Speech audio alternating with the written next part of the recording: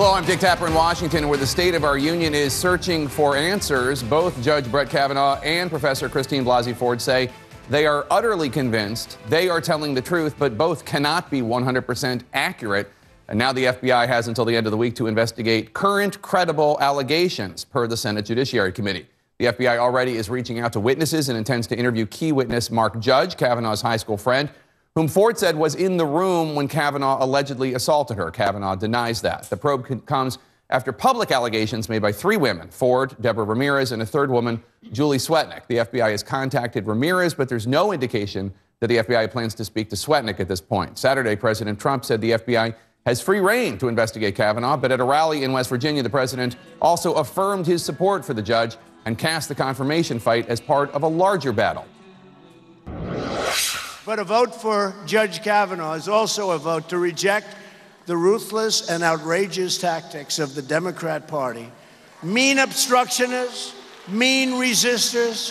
For the last 18 months, Democrats have spent every minute trying to overturn the results of the last election.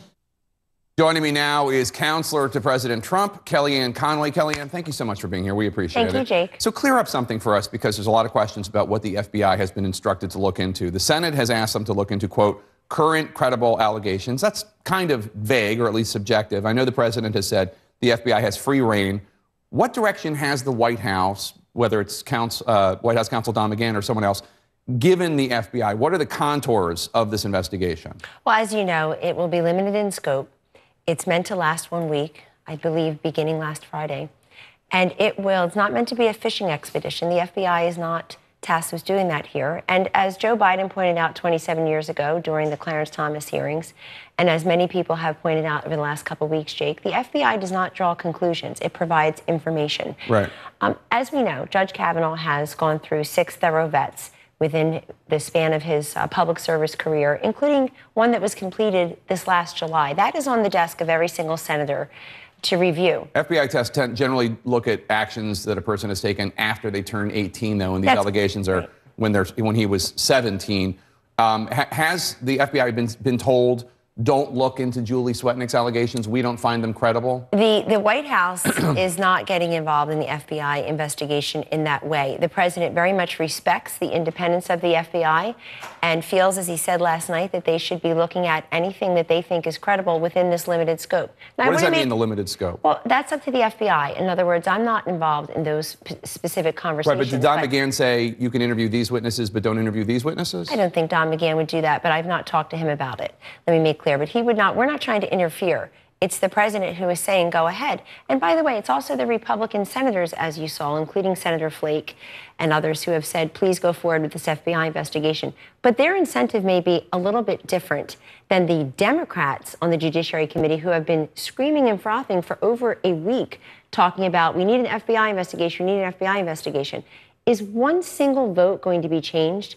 These Democrats said, it's possible, actually. Well, let's hope so. Joe But within hours, Joe Manchin he hasn't been on the Senate Judiciary Committee, though. My point is that those who have been saying, but only if there had been an FBI investigation. The final passage is important, and there are at least 4 senators who are up in the air: Collins, Murkowski, Manchin, and Heitkamp. Not to mention whatever Jeff Flake decides to do. Ultimately, his fate could rest with this decision. So you said that Don McGahn, as far as you know, has not said interview these witnesses, don't interview these witnesses. Is the FBI permitted to look into the testimony Judge Kavanaugh gave? As you know, some Democrats think that he wasn't honest under oath about the extent of his drinking, about other parts of his testimony. If the FBI finds that he gave answers under oath that were less than forthcoming, is that part of this? We trust the hardworking men and women of the FBI to do their jobs in this case, Jake, and they will determine what can be included within that scope. Let me go back to something you said. We'll remind the viewers politely that Senators Manchin, Heitkamp, and Donnelly of Indiana did vote for Neil Gorsuch for confirmation within this same political term when they're running for re-election. That is relevant. If they want to listen to the voters within their own states, they will see that the voters do want a Supreme Court justice confirmed sooner rather than later. But again, those who are saying FBI investigation, that was probably the most common thing said by members, Democratic members in the Senate Judiciary Committee, not Cory Booker, who talked about me, myself, and I. Apparently his three favorite people, and now he's bothering Elizabeth Warren because she felt in the midst of all this, she had to say, I may run for president. I want you to take a listen, Kellyanne. That really helped a lot of victims. I want you to take a listen to what President Trump had to say this week about Christine Blasey Ford.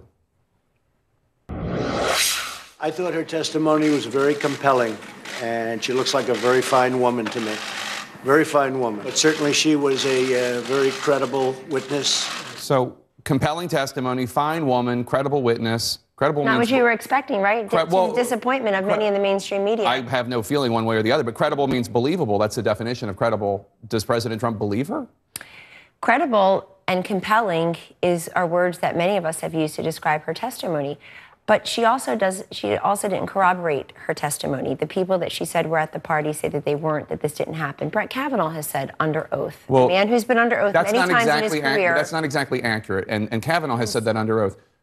Kavanaugh says it didn't happen. Judge says he has never seen Kavanaugh act that way and doesn't remember it. The other two, P.J. Smith and Kaiser, Leland Kaiser, say they have no memory of it. That's not the same thing as saying it didn't happen. Well, they're not corroborating it. It is the same thing as not being able to corroborate it. I know, so but Judge Kavanaugh said under oath that they denied it, that they refuted it. They didn't all four refute it. They didn't all four deny it. Two of them said they have no memory of it, but that's not the same. Which means they can't confirm it, Jake. And let's not parse words here. Just because they can't remember it also means they haven't confirmed it. And that's what we're saying. That is a lack of corroboration. But that's not the same thing. But look, I've been first among equals in giving this woman the respect and deference, saying don't ignore her, don't insult her, let's have her be heard. The Senate Judiciary Committee, the Republicans and the Senate Judiciary Committee gave her her voice, let her come to Washington to testify.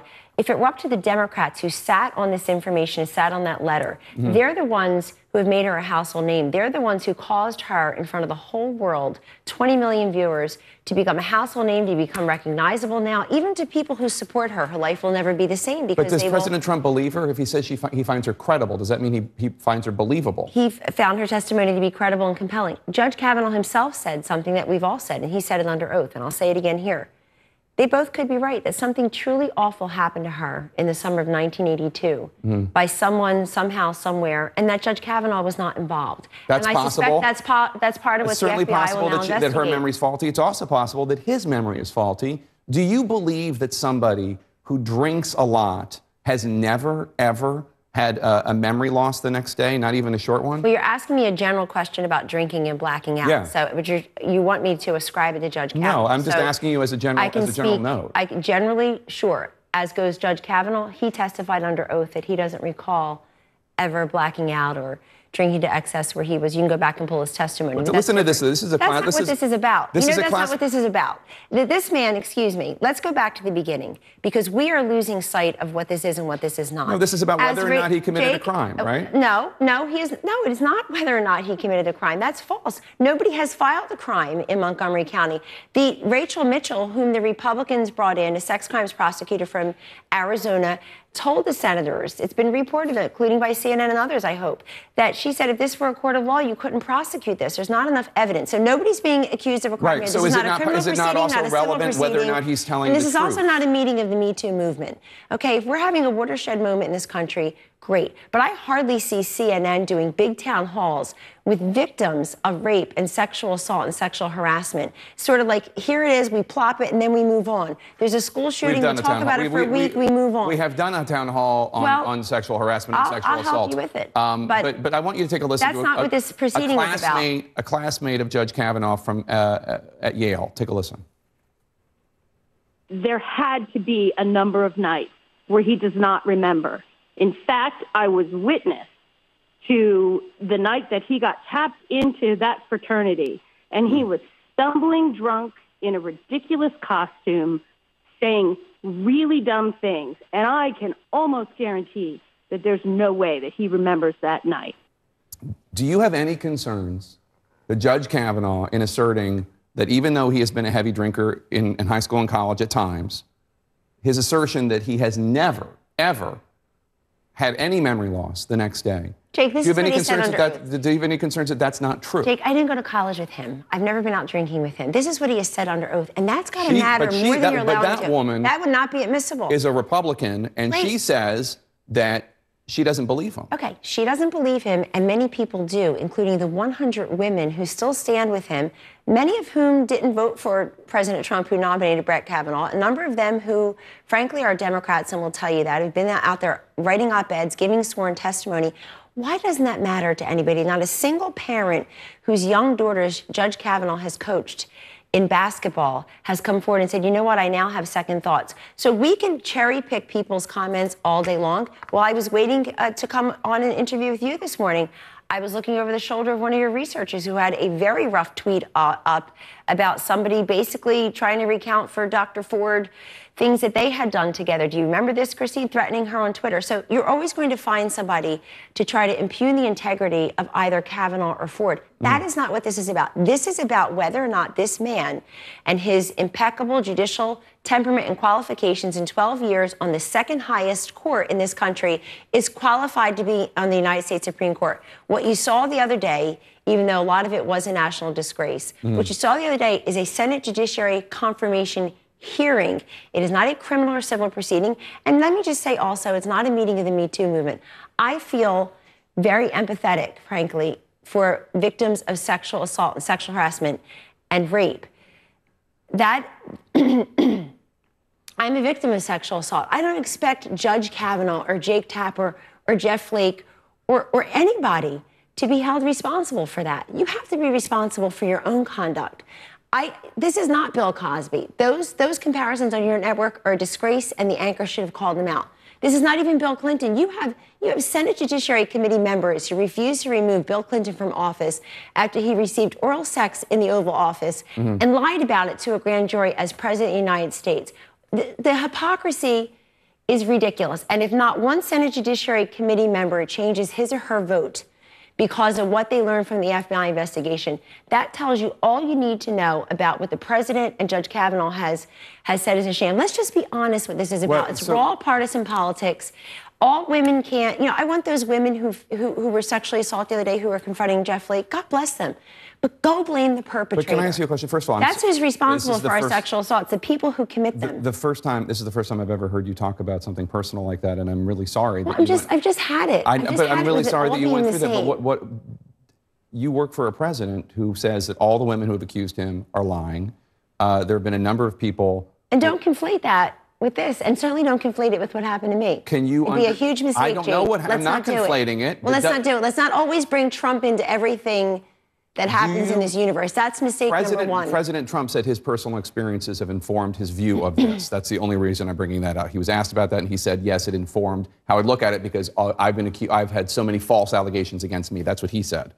So my question is, as a survivor of this, and again, I'm deeply, personally, very sorry about whatever pain you've gone through. Thank you. But does that not make you think, when you hear somebody like Professor Ford or other people make allegations, does that not make you think these women need to be heard? And even if there are not corroborating witnesses, that is not absence of evidence is not evidence of absence.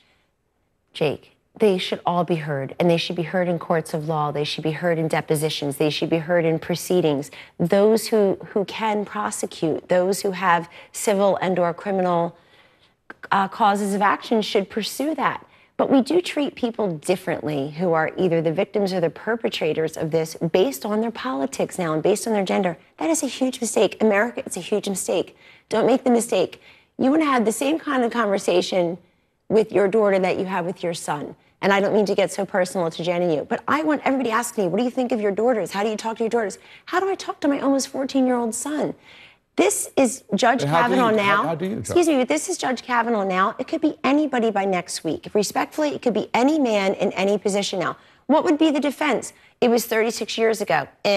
What would be the defense? There was nobody else to corroborate it. Not good enough. But is that I didn't do it under oath. I was 17. Because the conversation I'm having with my son. No, that's not the conversation I'm having with my son.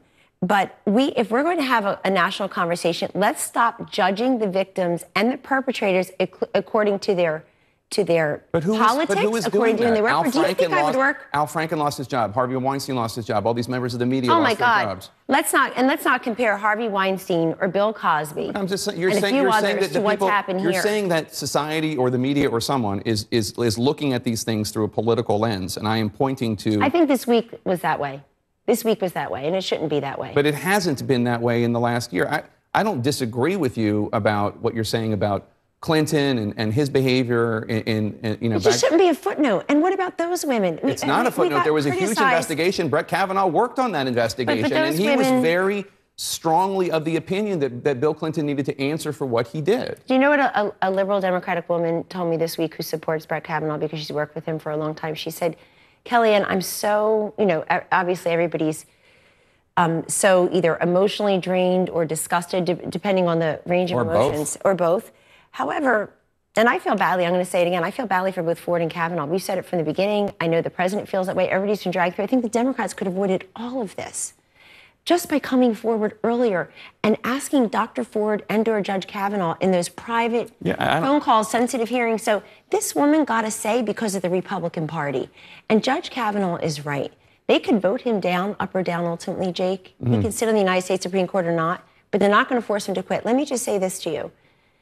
My liberal Democratic friend said something I totally agree with and I hadn't thought about quite the way she did, which is she feels so badly for the way she rolled her eyes and treated people like Paula Jones and Juanita Broderick. And these people had true claims, and they were dismissed again on the altar of a presidential debate. But we are not now where we were then. 2 years ago? Where we were then. And I interviewed Juanita Broderick 2 years ago. So, I mean, we are not as a society and we are not as the media where we are. Let me just ask you as a final question.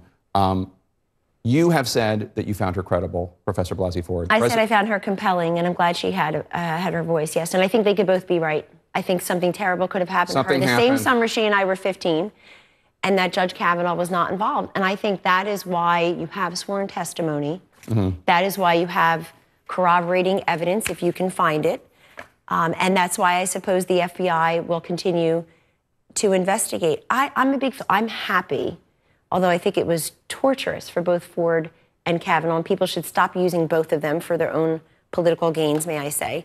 But I'm happy that if they were willing to do that they came forward and testified under oath. But it's got to matter. The whole thing has to matter. It has to matter who they've been throughout their lives, who he's been, that he's gone through 6 FBI vets. We can't just, people are afraid, Jake, people are afraid that they'll never be able to defend themselves against 36-year-old allegations from before they were adults.